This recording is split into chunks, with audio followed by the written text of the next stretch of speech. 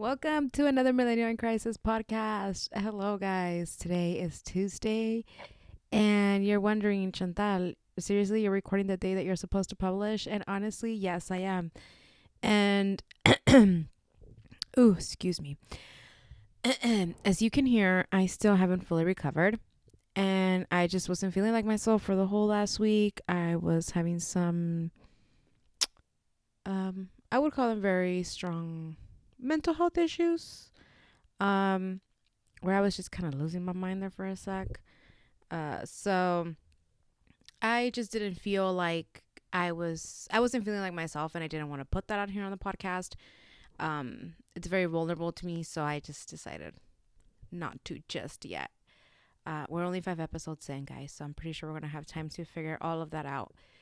But today's episode, what is today's episode gonna be about? So we're gonna talk about religion, millennials and religion. I feel like we are going through a massive shift of what religion and faith means for humanity nowadays, uh, and lots of deviations from the traditional things that we've seen. But although, some resurgence and things like that. So for me, I wanted to talk about this because the holidays are coming and they're always kind of weird for me. So I thought it would be a good topic. We're going to get into this.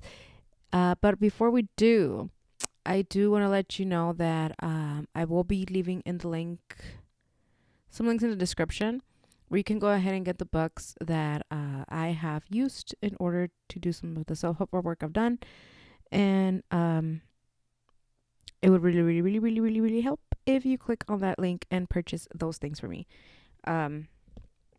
The holidays are coming. If you think, hey, maybe this could help me, or the New Year is coming, or again, you want to prove that I'm just full of shit, please go ahead and use the link. What did you guys think, Chantal? You're missing the fucking check-in. But no, guys, I'm here. And let's go ahead and check in. So the last week, for the last 2 weeks, I've been sick with a lingering cough. On Sunday, I got scared. I thought it was COVID. I took a home test. Not COVID. It's just this very bad flu that's going around town right now. Everybody in my office got sick. It's like we all got the plague. And so it was just, one of those times where it was just happening to me. So what have I been up to? Last week was very mentally challenging for me. My panic attacks decided that they were going to be back. So that hasn't been pleasant. Yesterday, they woke me up and I ended up going on a 2-hour walk with my dog in the rain, which was good and bad. Good because it calmed me down, but I was also with this cold out in the rain at 5 in the morning. But we're going to be better. We're going to get better. It's been kind of difficult because I've had to adjust my schedule for the last month. And I don't know. I was kind of losing my sense of purpose last week. Not going to lie. It was a rough one. I thought about shutting this all down and just letting it be. And then I was like, Chantal, that's the whole point. This is why you're making this, so people can see, like, how it sucks, how it's complicated, how nothing is ever easy, it seems, right? But then again, it doesn't have to be as complicated as we make it out to be. So I was very lucky. I pulled up from my resources. I am very, very fortunate that I've been able to go to therapy, that I've been able to use my tools. My CBT training has really come in, cognitive behavioral therapy, which is the part of therapy that has helped me work through my issues a little better, just because I'm a person that is very, I don't know, I think it allows me to be more proactive about the changes that I make in my life and how I deal with my mental health. I don't try to avoid it. I don't try to escape from it. Now I'm allowing myself to have the thoughts that I'm having, even though I might think that, like, they're not okay or that they can be scary. I just let them be. And the one technique that worked out the most for me this week, because I was having very interesting and intrusive thoughts, I used the analogy of the leaf in the river. So this whole thing is about when you're having a thought that is like, whatever this thought is, that is just very intrusive, whether it's about your self-esteem, whether it's about what you're doing in your life, whatever the thought is, you think about it as put it on a leaf and, going down the river, and the river just takes it. So we acknowledge that it's there, but we just kind of let it go. So we just kind of let it go and let it do with that. And so that was one technique that really helped me out. Yesterday after my panic attack, I went on my walk because fresh air and just, I put on a good playlist. I was listening to, I think it's called The Power Within with Eddie something. I have to look it up. But he has like these, the most inspirational speeches. And I love that. So I really, really, really enjoyed that. After that walk, I was like, okay, I got this. It's a bad morning, not a bad life. What else has been happening? Yeah, so these intrusive thoughts were just about like the human existence. I've been really struggling with the idea of a 9 to 5, a 40-hour work week, of like the traditional plan for like the societal construction of what it means to be human. Um, and maybe we'll deep dive into that at some point. But right now, I just had a week where all I did was think about that for 24/7, and I need a break. I'm finally feeling like myself. Um, but just know that, like, when I have these thoughts, it's very scary just because, like, I spiral in my own head and I'm very silent. It's not like I'm being manic outside or anything, but it's very overwhelming in my head. And when I was thinking about, like, oh my God, is this what I'm going to be doing for the rest of my life? Just because I had a very hard week at work last week.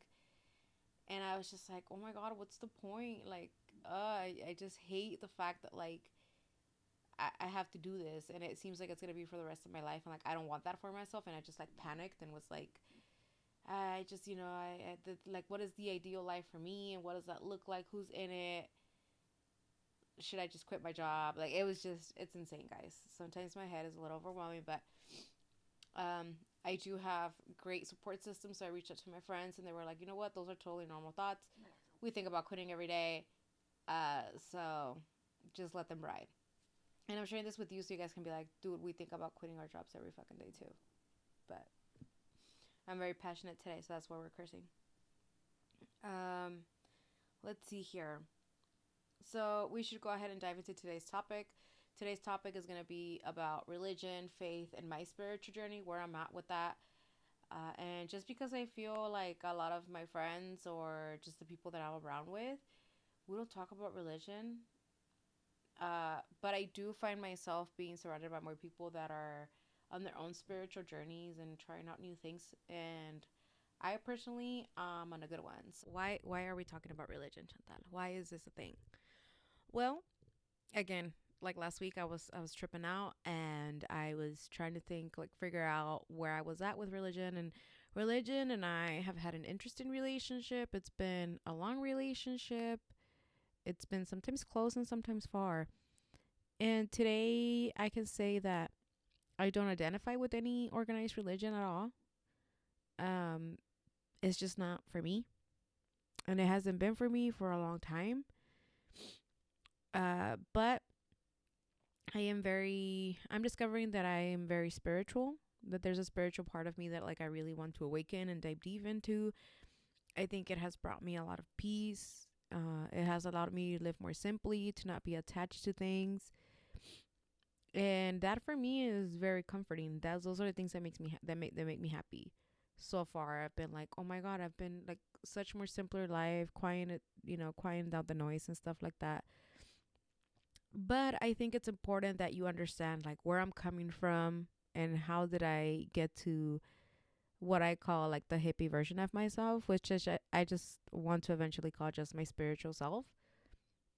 Uh, but so I grew up in a Mexican household, and my mom is the oldest of 13, and she is extremely religious. I grew up in a Roman Catholic household, and my mom was as traditional as they came.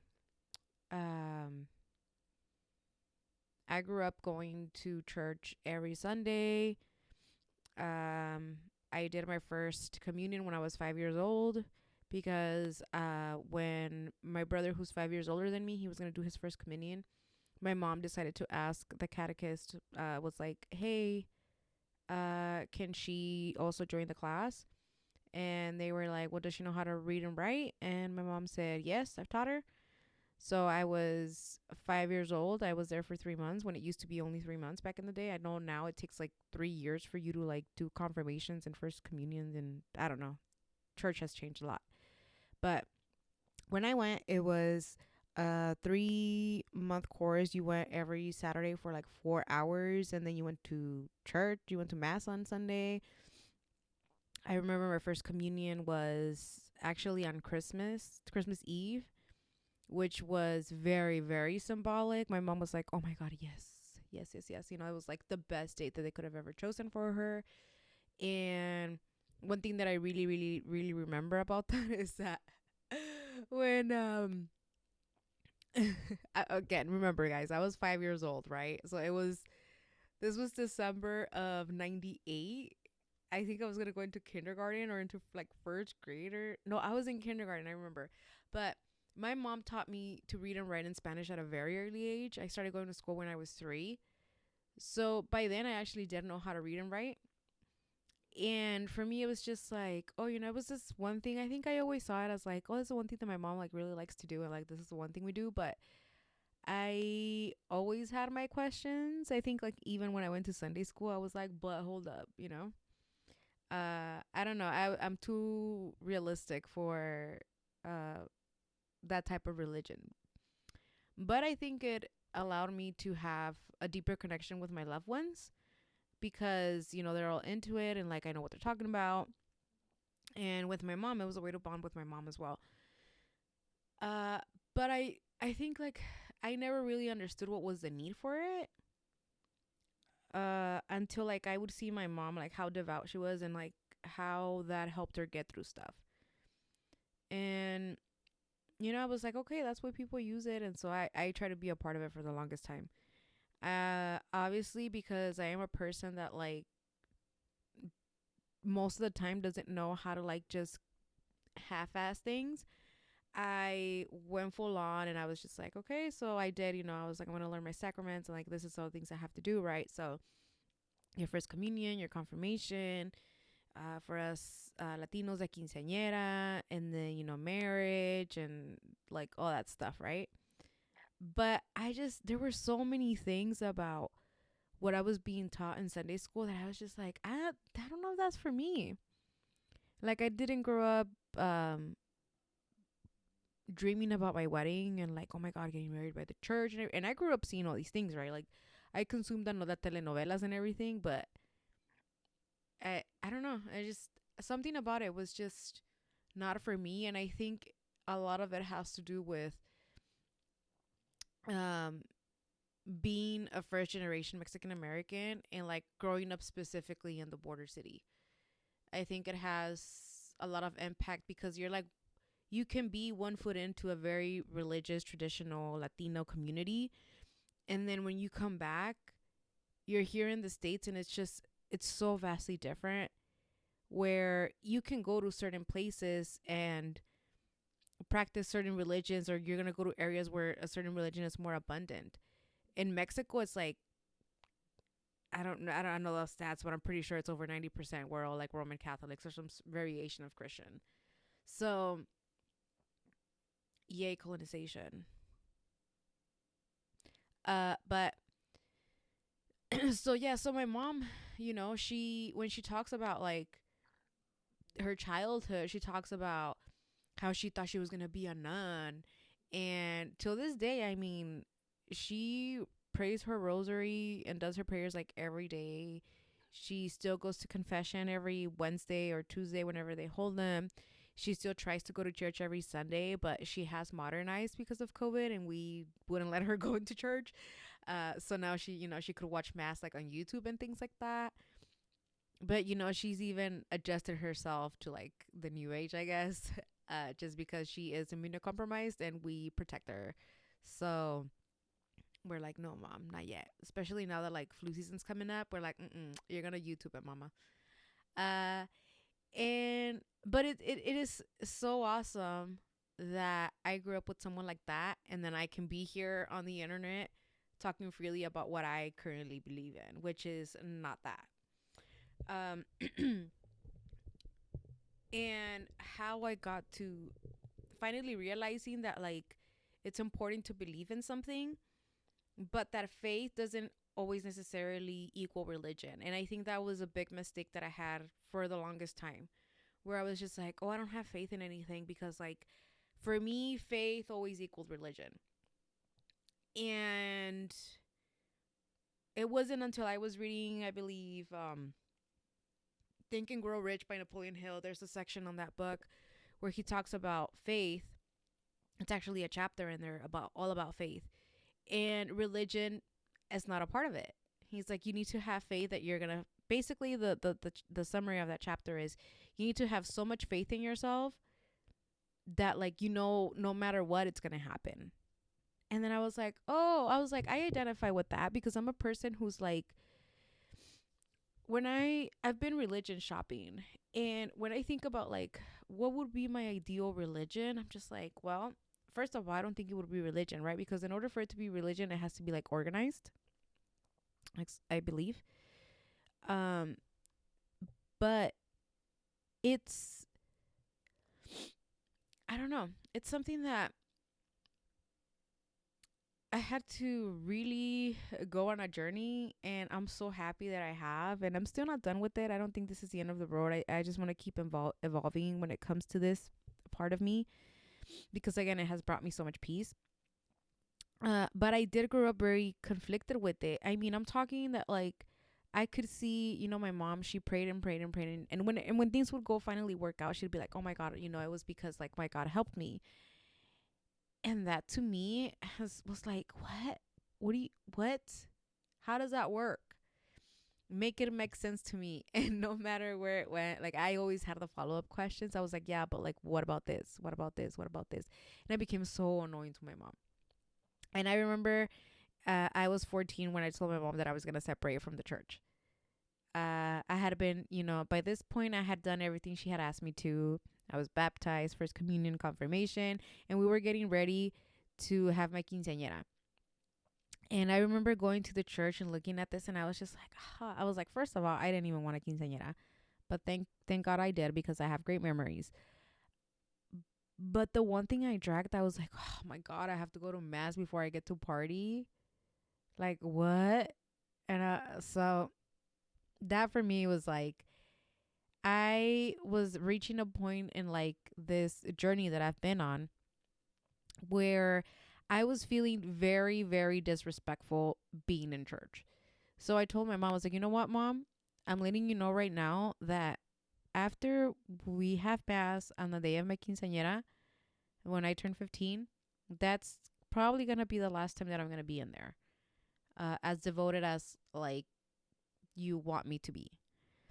And it's not like, well, I mean, rebelling or anything like that, but it's just that I don't identify with the religion, and I think it's very disrespectful of me to show up, play the part, when I know that, like, deep inside of me, I don't really believe in any of this. I was like, I think it has great foundations to make great people, but for me, I like to rationalize everything, and I overanalyze everything. And this is something that doesn't allow me to do that. This is always telling me what is and what isn't, and how I should be viewing other people. Like, everything, like, it's just a power trip that I'm not okay with. And, I am so, so lucky to have the mom that I have, because even though she's super religious, I'm talking, like, we still walk into her house, and if you grew up going to my house, you're gonna remember the big Virgin Mary. She's still alive and thriving. I think that will probably get buried with her. It's my mom has this Virgin Mary that's about 4 feet tall.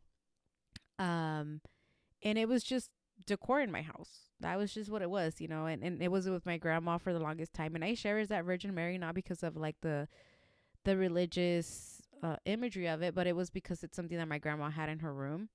And so every time I see it, I'm like, oh, that was a part of grandma, and I really miss my grandma. So the stuff, I do have religious, like, like I have Jesus images around my house, or like certain saints and things like that. And those are all gifts that have been given to me by people that I love, that want to give me their blessing. Um, I don't like to tell people to not pray for me, to, when they're like, oh, I'm going to include you in my prayers at church or whatever. I don't stop people from doing that, even though I don't believe in it, because I think faith is very powerful. I think faith is very beneficial to some people. And honestly, sometimes I am very jealous that I haven't found that part for me yet. I think that organized religion can have great benefits. You have a sense of community, a security, a support system. It is something that allows you to cope through difficult times, because you're always going to have faith that it's going to get better. And I see a lot of similarities with religion and like the law of attraction, which is what I am into right now. Which is not a religion. It's just, I guess, a part of like living your life in a more harmonious way. But I it became very difficult, even in times like I thought that back in, how old was Junie? He was 4. He's now, excuse me. I think it was around 2015. My nephew got extremely sick. He got really, really, really sick. He had his body, at the time he made it to the hospital, he was in shock. He was in an induced coma to try to like make him recover. At this time, he had respiratory pseudomonas and he is immunocompromised, and it wasn't looking good. He was looking like he was going to be in in the intensive care unit for about a month. At least a month is what they told us. When I pulled up to the hospital and they allowed me to be in his area, he was in the resuscitation room. It was chaotic. It was like an episode of Grey's Anatomy. I still remember that, and it still makes me want to cry. Obviously, he made it through. He's 11 years old now, and like that has been the scariest moment. But in that moment, everybody, both of my brother and his like in-laws, and obviously like our family is very religious, and they asked me to like join the prayer circle and like be with them and stuff like that, and I couldn't do it, because I just felt like a hypocrite, and I thought it was very disrespectful of me to do that. I was like, I understand how it makes you guys like feel better, and a sense of hope, and how it's nurturing for that and comforting, and trust me, I wish that I could join it and feel the same power and feel the same comfort that you guys feel when you guys pray, because in these hard times, that's all I want. I just want some comfort. But the way that I see it is, I'm gonna find comfort by asking the doctors all the 20 billion questions that I have right now, and them telling me what's gonna, like, once they give me the plan, that's what I have faith in. I have faith that they'll figure it out, and I have faith in my baby that he is stronger than we could ever imagine, and he's gonna get through this like he's gone through everything else, right? So that's where I let my faith in. And while everybody was praying, I stayed in the room with him, and I just spoke with him. I was just like, you got this. It was like my version of praying, but just a conversation with him. That's what made me feel better during those times, but it didn't make it I guess it made it easier, but I guess like the way that I saw my family be relieved through prayer. Anyways, as I was saying before I got really cut off by my own phone, is that at this point I was just really jealous of the fact that my family looked so comfortable and just like some sort of peace after they had prayed and hadn't gotten to that touch with like that religious part of themselves. So that for me was just, I feel like I was very jealous. And so that's what I've been just kind of searching. Like, I guess I've been trying to find something that explains all the aspects of like the human existence as like my Roman Catholic religion tried to explain to me, right? So why mostly and what happens after are the two main questions for me. Why are we here, and what happens after we die? The basic questions, right? And as I try to find these answers, I am coming up with more questions, and my mind has just been like blown up by the possibilities of like all these alternative realities, right? Because everybody believes that their story is the true story. So I guess I'm just in the search to find the story that I think is the one that I want to go with, right? We're all just choosing a story to follow. That's that's what I feel like religion is we're just choosing one method, one course, and that's the one that we're going to like the best, that we're going to try and choose, or for most of us is the one that like has been imposed on us. But again, I decided that like this time around I wanted to do mine. And so after feeling this jealousy and stuff like that, I decided like, okay, I'm going to talk to my friends. Like I know my friends and I rarely talk about religion. Um and most of us even have like difficulties answering that question. I have very few friends who are like very openly religious, and I understand why though, because like now I feel like my religion is like, if you're religious, it's like, ooh, like you're one of them. But I don't see it that way. Um, anyways, sorry, it's election day, and I'm just looking at news that I shouldn't be watching. Um, but just to give you an idea of how not alone we are as millennials, this I found an article that was released earlier. This actually in December of last year, and it was regarding a study by the Pew Research Center, which this survey found that 29% of U.S. adults say they had no religious affiliation, an increase of 6 percentage points from 2016. Millennials are leading the shift away from organized religion, according to the survey. We have found that more faith leaders are stepping up their outreach efforts from social media to revamp sermons to attract these younger adults.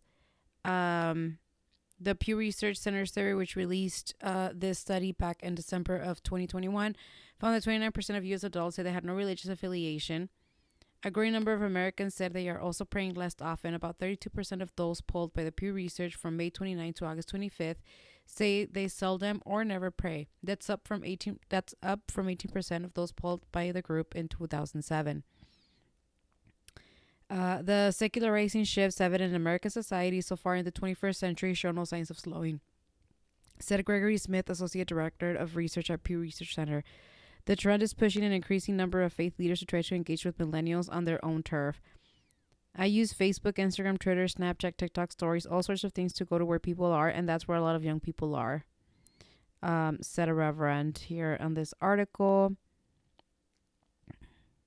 Martin, 61, is a Jesuit Catholic priest in New York City and editor-at-large of America Magazine.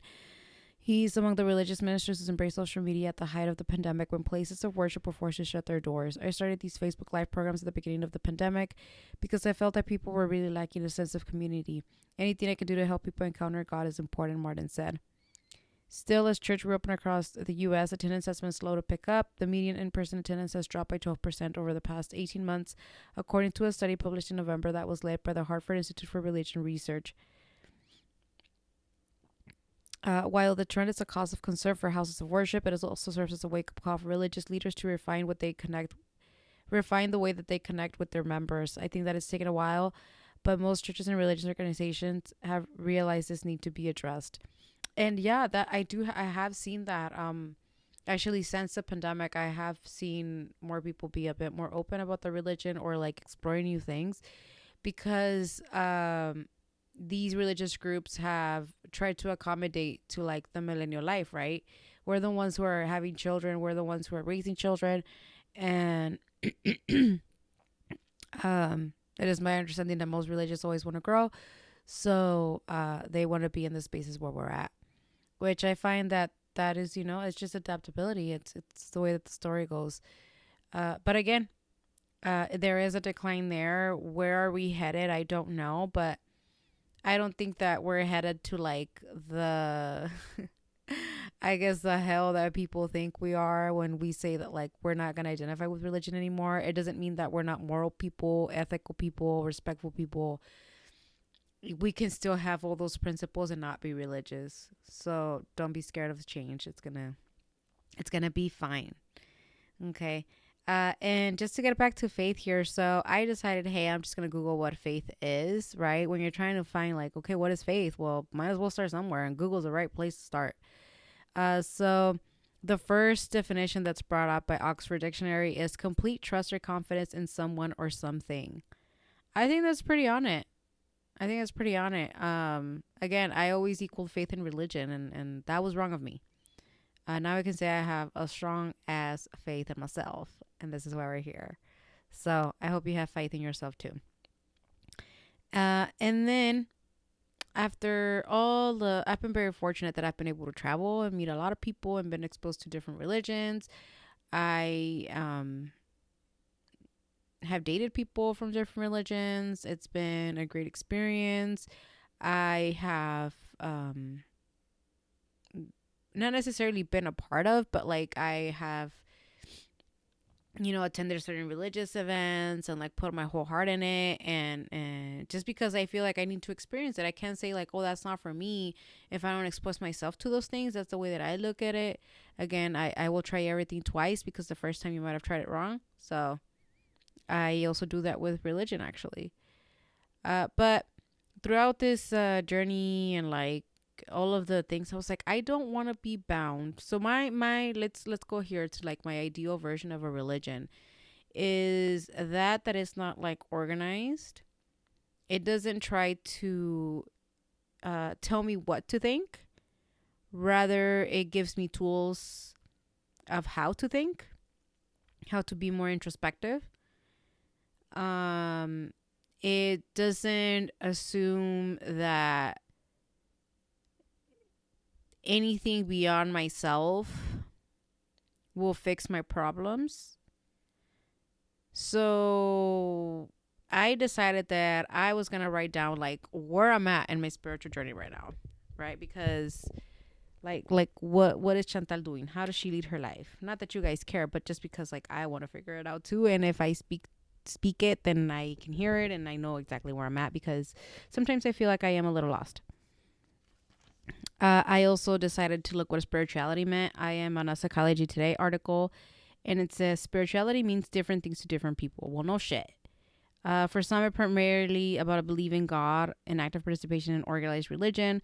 For others, it's about non-religious experiences that help them get in touch with the spiritual selves through quiet reflection, time in nature, private prayer, yoga, or meditation. I think that is not the way that I see, but we'll see. Okay. So I don't know if like, yeah, I guess I'm spiritual just because, I identify with the universe, not necessarily like a religious entity. And sorry, I'm just here. I've been running a lot lately just because I've been feeling off. So that's when my journal entries just like, go everywhere. Okay, so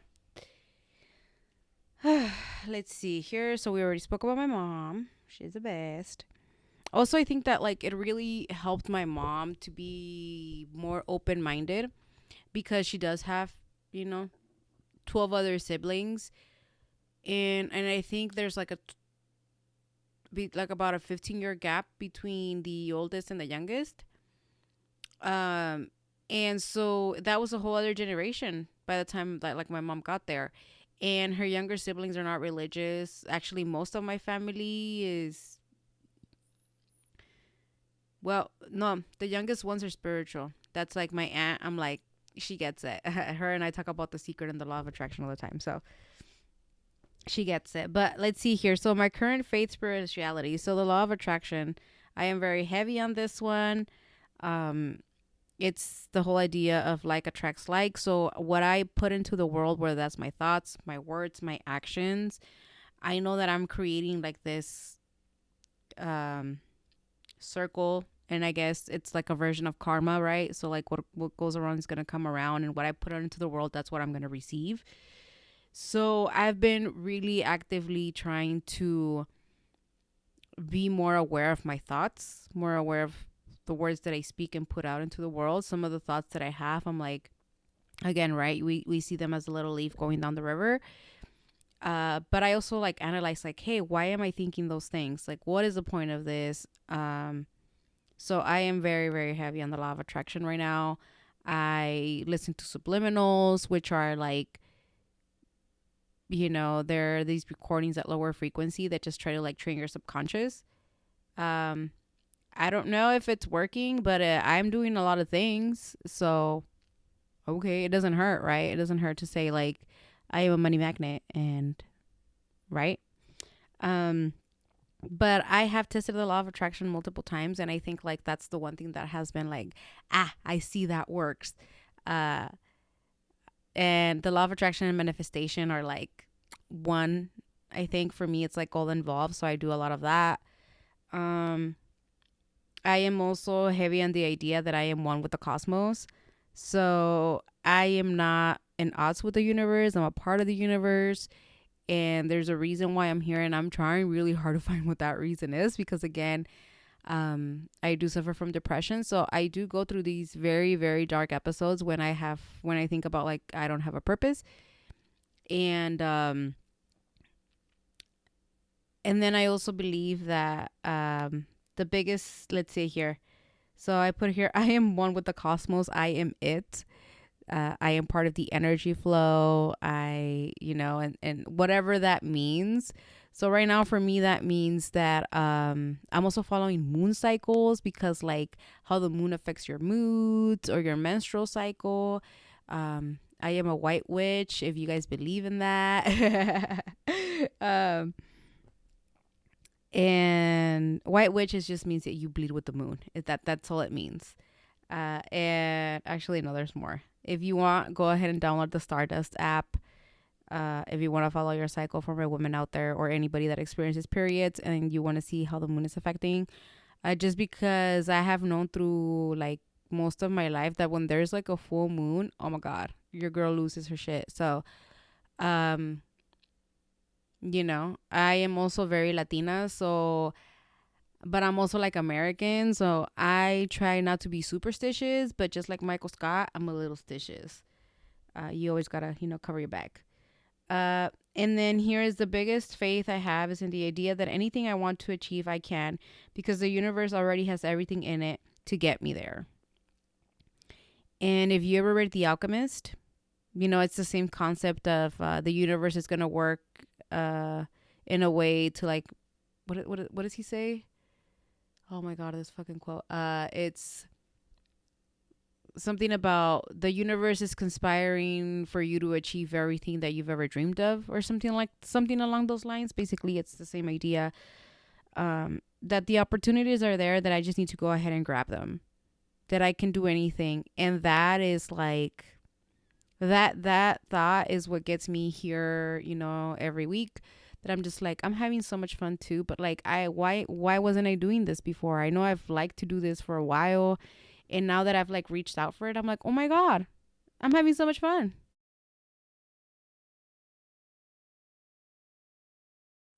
So I'm just trying to lead with that. All the dreams that I have, I know that like my dreams will become things. That's the motto every day. My dreams become things. All my dreams have become things. All my dreams will become things. Um, and it's an intention for me. I like to have intention. Um, I believe in energies. I believe that when I meet people and like their energy's off with mine, we ain't gonna vibe, and that's okay. We're just at different frequencies. So yes, I also believe in frequencies. Um, just because energy cannot be created or destroyed, it can only be transformed. Right? That's like something about that. Um, I also am trying to get more in touch with my body, so I'm listening more to like my intuition, what my body's trying to tell me when I meet people, when I'm just trying to be in tune with it all. Um, started listen to my gut. I think it's a big one. And then I still haven't found something that tells me why we're here or how we got here. The how is one of the bigger questions for me. Um, the why, I mean, the why is always subjective, right? You decide what your why is. You decide what story you're going to tell yourself. And I'm just, again, chasing the story that I want to tell myself. And then here it says, Why have I chosen spirituality over religion? Well, it's simple. For me, it's that it's not organized, and I like the flexibility to tweak the spiritual world that best suits me. So for me, spirituality is like a list of all these things. It's for me, spirituality is just like growing myself, being in connection with myself, getting to know myself better. Because we never, if you think about it, from the moment that we're born, we never get a chance to find ourselves. So now we're reaching our 30s and we are lost. We're like headless chickens. We don't know who we are, but we never even had a chance to discover that. If you realize, from the moment that we're born until we're supposed to become these like functional members of society, we're told what to do and think the whole way through education, through our parents. They give us the options of like, hey, here's the catalog of things that you can be, and so choose one, but we're not going to give you enough time to like explore all them all. And sometimes it feels like there's not enough space for everybody to reach their dreams. And then you get here, like I am only like a month, 2 months away from turning 30, and like I am in desperate need to find some answers. Who am I? What makes me? And like, this is what this whole journey is about. And I decided to do this podcast with the intention of like, another millennial crisis. To me, it just seems like we're all going through it. I don't think that none of my problems are unique. And this is why I share my stories, and I laugh and I cry, and it's funny. And hopefully you've had this discussion with yourself. Again, if you have found religion and that's what works for you, cool. That is amazing. I'm only sharing what is going on with me. And yeah, so that's where we're at. Again, I am gonna keep on this journey. What comes next for me is I want to really, really, really get in touch with like my meditative self. I have found that silence brings me a lot of joy, and which is something that is completely different from the person that I've been this whole time. And if you speak to my friends and stuff, and you're like, oh, Chantal, she could be the life of the party. She could be the one that like, is leading charge there and getting everybody to take a shot. And I can totally play that part still. But now I find more value in silence. There's so many things that like don't need to be said. It's just wasted energy. And I am very, very cautious of how I'm spending my energy now. So for me, spending my energy in this, right, is so that it can be relatable, and that's the whole vibe here. However, I like, when let's go back to like thinking about the vlog. Like, Chantal, you posted what, 1 or 2 videos on the vlog, and then you were like, I'm out. I decided that that's not where I want to put my energy. I want to put my energy in like producing my Spanish podcast and doing these videos of like my life, which I really didn't feel like sharing. Wasn't going to be it.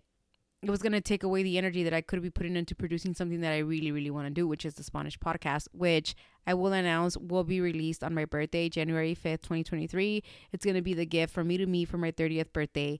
I am going to release a Spanish one, and I am very excited about that one. That one's going to be a bit of a different format, different stories. I do plan to have my friends and my family over on that one if I can convince them, pay them, or figure out a way to blackmail them.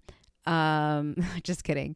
But they've been warned that they might be hit up, so they're like, okay, cool, just let me know so like my makeup's done, because but yeah, so that's coming up. I am super excited about that. Again, these podcast episodes for me are just a way to find a way maybe where you can feel a little bit less alone, but also it really, really helps me to talk these things out, to get these thoughts out of my head, because these are the thoughts that I have like while I'm driving.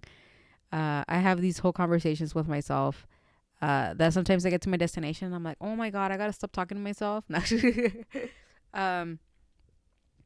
And yeah, the holiday season is here, guys. It's already Veterans Day on Friday. Today's election day. We'll see how that goes. The next episode is gonna be on a very interesting topic for me. We're gonna talk about our relationships with coworkers, because oh Lord, the holiday parties are coming up. And I'm just going through it when it comes to work, man. I don't hate my job. My job is fine. It's just the whole idea of work is stupid to me. Um, but enough of that, because then I'll rumble here for another hour. Thank you very much for joining me here, and another week of another millennial in crisis. Sorry again for the raspy voice, but I'm still sick, and we're just gonna have to, live with it for a minute, it seems. Thank you very much for the downloads, the views, the likes. I really, really, really appreciate it. Again, we're manifesting great success here, baby. So, we're just gonna put it out there into the universe, and it's gonna come back. I have faith in that. With that, I leave you. Have a great, great, great week, and we'll see you next Tuesday.